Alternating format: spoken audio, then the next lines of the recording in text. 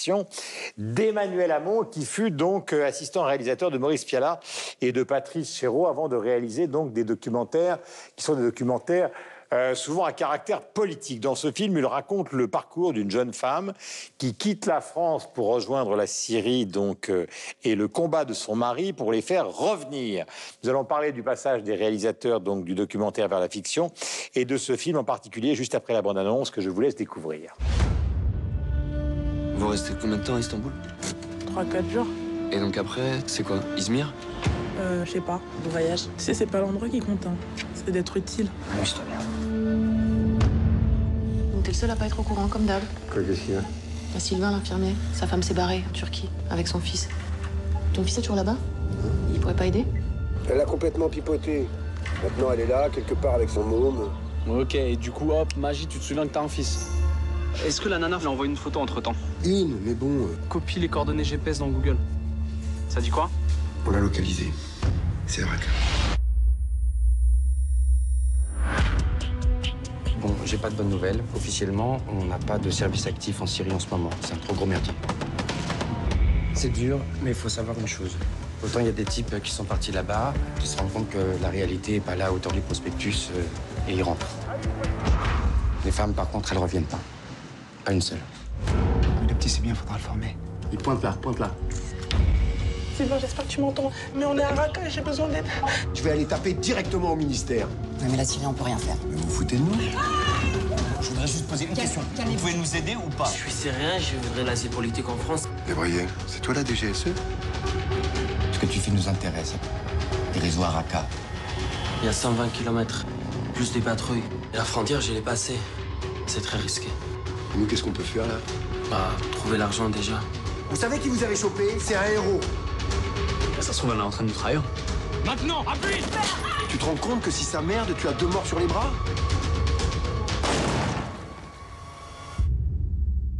Voilà, ce film d'Emmanuel Hamon s'inspire d'une histoire vraie qui s'est déroulée en 2015. Et en ce moment, cette problématique est évidemment extraordinairement débattue au sein de la société française. Ce qui est étonnant, c'est qu'un spécialiste du documentaire politique comme lui, donc, s'empare de l'histoire pour en faire une fiction. Qu'en pensez-vous? Qui se jette à l'eau? Ah oui, à l'eau. Non, mais moi, j'ai trouvé que c'était effectivement un film intéressant vu la problématique. Et c'est vrai que, comme vous le dites, il vient du documentaire et il l'explique. Il dit que lui, il y avait une telle charge fictionnelle, dramatique dans cette histoire, qui est l'histoire vraie d'une femme, Faustine, qui est partie à Raqqa en 2015. Donc ça remonte à... Il y avait les attentats. Tout ça n'est pas vraiment expliqué dans le film. On ne comprend pas très bien pourquoi elle décide de partir avec son fils. Effectivement, elle est d'origine africaine. Dans le livre qui lui est consacré, les raisons de son départ sont plus importantes. Mais ce qui est intéressant, c'est qu'il vient du documentaire, c'est que c'est extrêmement bien étayé, et c'est là qu'on sent que c'est important. Je pense au cinéaste suisse Michel Claude Goretta, qui expliquait, lui aussi grand documentariste, qui a fait La Dentelière, notamment, qui est mort il n'y a pas longtemps, et qui disait que la fiction nous permettait de parler, d'aller plus loin, plus loin. C'est une évidence de dire ça, mais on comprend pourquoi les documentaristes font ce choix. Alors, on va parler de ça et parler de l'accueil de ce film un peu partout.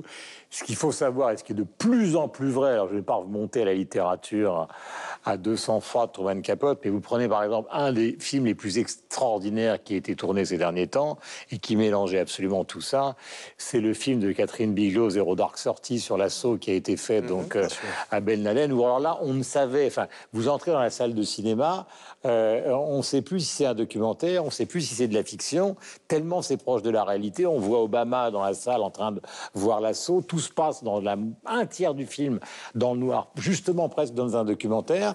Est-ce que vous avez entendu, alors je ne parle pas de Catherine Bigelow, mais est-ce que vous avez entendu parler des exfiltrés chez vous? À peine là, avec la sortie de ce film-là. Par contre, le film est tout à fait d'actualité parce qu'il y a à peine 2 semaines, il y avait un grand dossier dans un quotidien chez nous qui s'appelle La Presse, qui titrait « Qu'adviendra-t-il de la dizaine de petits Québécois entraînés de force et coincés en Syrie? » Donc, on a le même problème chez nous avec de jeunes Québécois. Donc, le film, c'est clair, s'il sort chez nous, parce qu'on a beaucoup de difficultés à distribuer les films étrangers, s'il sort chez nous, je suis assez convaincue convaincue qu'il va avoir une assez bonne réception. Mais je trouvais intéressant ce que vous disiez, Guillaume, à l'instant.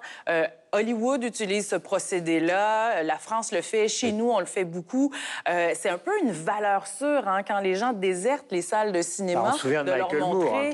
Ben, oui, exactement. Depuis l'arrivée de Michael Moore... Qui a eu d'ailleurs une palme d'or à Cannes qui a été extraordinairement contestée. Il a attiré les gens vers le documentaire. Le documentaire est devenu plus formaté, avec une formule plus efficace. Et donc, la fiction s'intéresse aussi au documentaire. Mais c'est clair que pour le cinéphile qui hésite entre deux films, si on lui raconte une histoire dont il a vaguement déjà entendu parler, il y a un attachement encore plus fort. Donc, c'est clair que pour les studios, c'est une méthode assez intéressante pour attirer les cinéphiles dans les salles. Est-ce qu'il y a beaucoup de documentaristes qui passent à la fiction? En Suisse En général.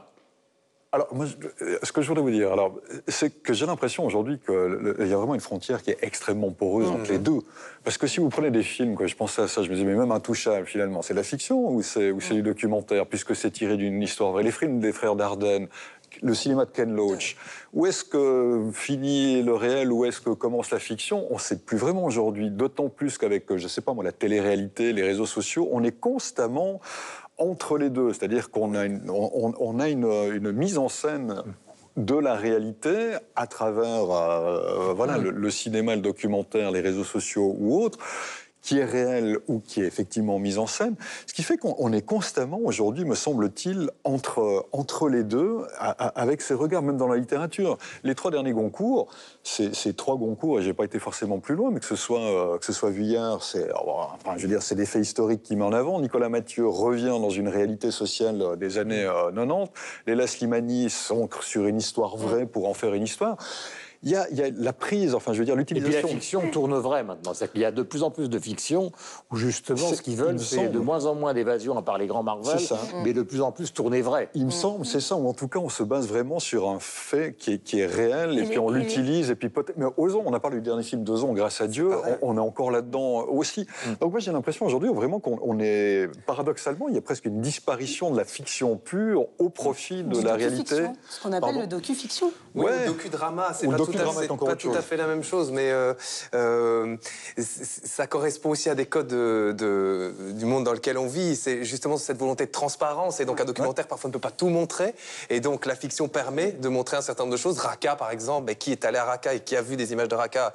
Très, très peu de gens. Mais nous non plus, parce qu'il était tourné en Jordanie, le film. Oui, en plus, mais c'est une reconstruction, mais en tout cas c'est une reconstruction ultra plausible, et puis ça correspond aussi, quoi qu'on en dise, à ce besoin perpétuel, à cette drogue qui est devenue l'émotion. C'est que les gens ont besoin d'émotions et qu'un documentaire, parfois, a ses limites en termes d'émotion, et qu'une fiction va dans ce domaine-là. Alors, pour dénoncer peut-être, et parfois c'est de l'émotion gratuite, c'est pas le cas ici, mais ce besoin d'émotion est aussi un des ressorts justement du fait que l'on utilise le docudrama pour pouvoir faire passer un certain nombre de messages. C'est pas nouveau, hein. Moi ça m'a fait penser à un film de Michael Winterbottom, qui est un réalisateur de fiction, qui a sorti un film qui s'appelait In This World en 2002, où on suivait des réfugiés afghans qui étaient localisés à Peshawar et qui partaient en Grande-Bretagne, et on les voyait notamment dans une scène effroyable, dans un container, et le cinéma était plongé dans le noir et on entendait juste leurs cris, et à la fin il y en a un des deux qui meurt. C'est quelque chose qui existe, mais que personne n'a jamais vu, et le fait de pouvoir le reconstruire avec une œuvre de fiction était évidemment beaucoup plus forte que si on avait juste... Alors, il y a deux choses. Il y a aussi une popularité sur les plateformes de VOD, où c'est des films qui ne nécessitent pas forcément d'être dans une grande salle, dans une salle de cinéma, et qu'on peut regarder à la demande. Donc il y a beaucoup de créations de ce genre aussi qu'on voit apparaître sur les plateformes de VOD. Concernant Exfiltré, sur les réseaux sociaux, c'est plutôt des très bonnes critiques. Et Old Finnegan, qui a aussi joué dans Le Poulain et qui a une forte popularité sur les réseaux sociaux, se charge aussi de faire la promotion, comme Swan Arlo, qui a joué dans Petit Paysan. Et ce sont une jeune génération d'acteurs qui sont très présents sur les réseaux sociaux et qui permettent de faire la promotion. Voilà.